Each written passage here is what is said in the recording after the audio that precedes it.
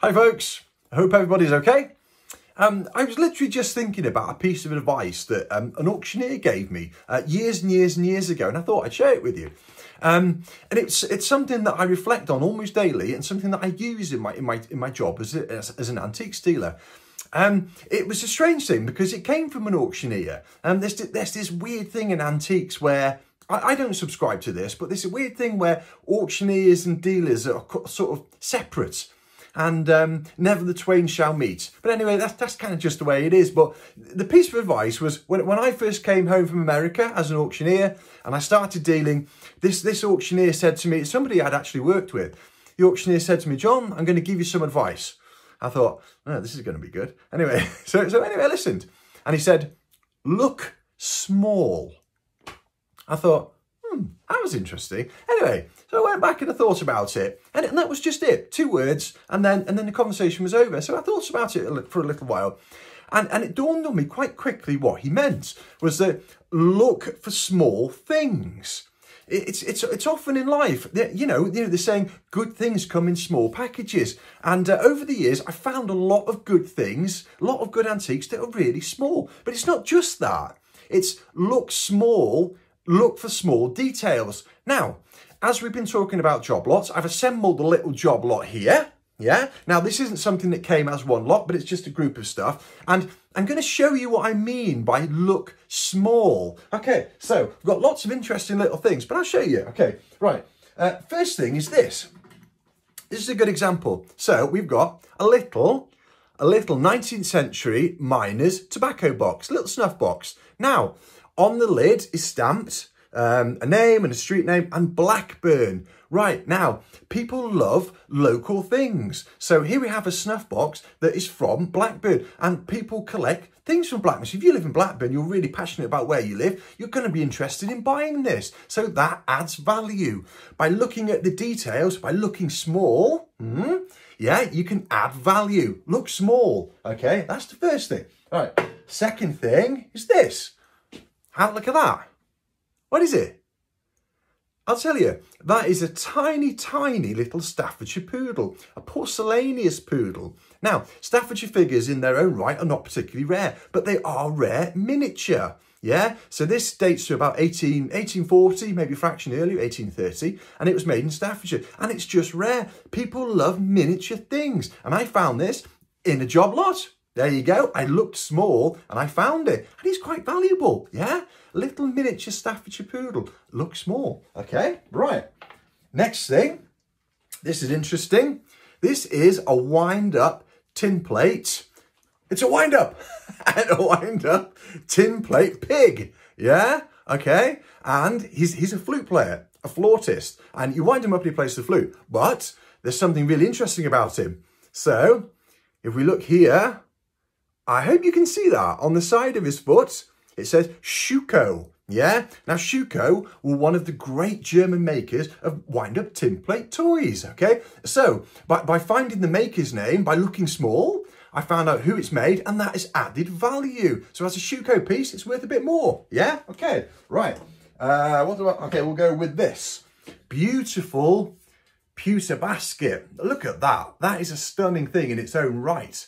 Yeah, it's beautiful and worth something because of the quality and the just the excellence of it, the beauty of it. But if we turn it over and we have a look, it says Tudrick on the bottom. Now I hope you can see that. It's quite hard to see. It's very small. Now Tudrick was a line of pewter.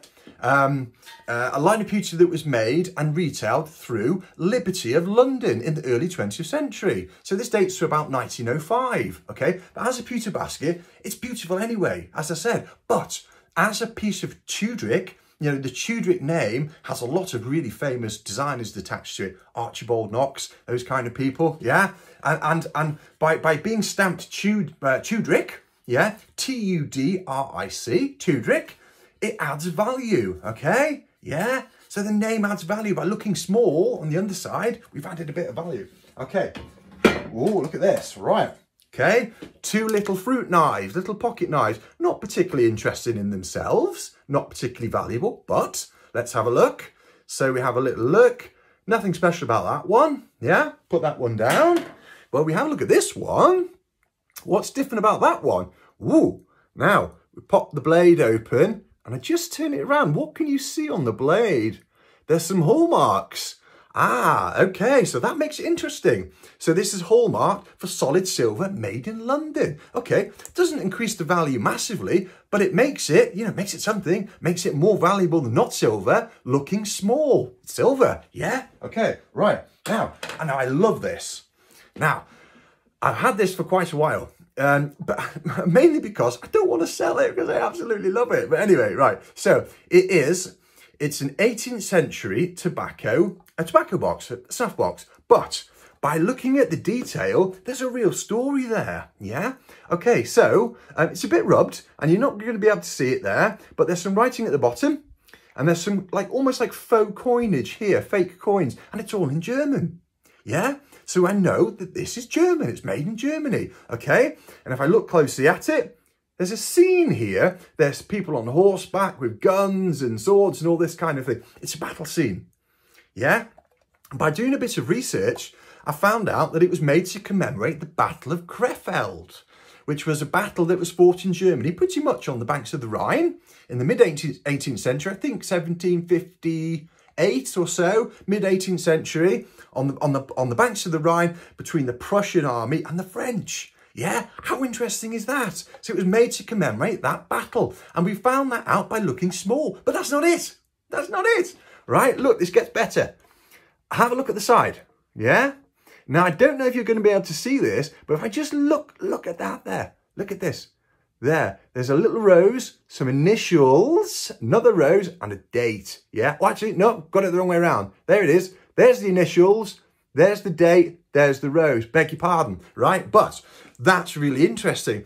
It's got some initials, JGS, some roses, like Tudor roses, and then 1763. Okay, so now we know that this was made after the Battle of Krefeld. But what that does is, that little date that somebody's inscribed there, it attaches us to the owner.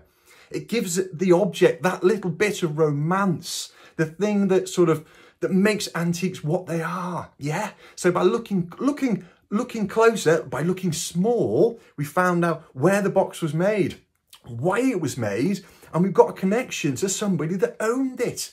Look at that. So by looking at the detail, by looking small, we found out so much more. Okay, so next time you go to an auction, pick things up, turn them over, look to the underside, look for makers' names, inscriptions, that kind of thing, because it opens up the story. By looking small, you found out more and you've added value. Great. I love that. I hope you found it interesting. Look small.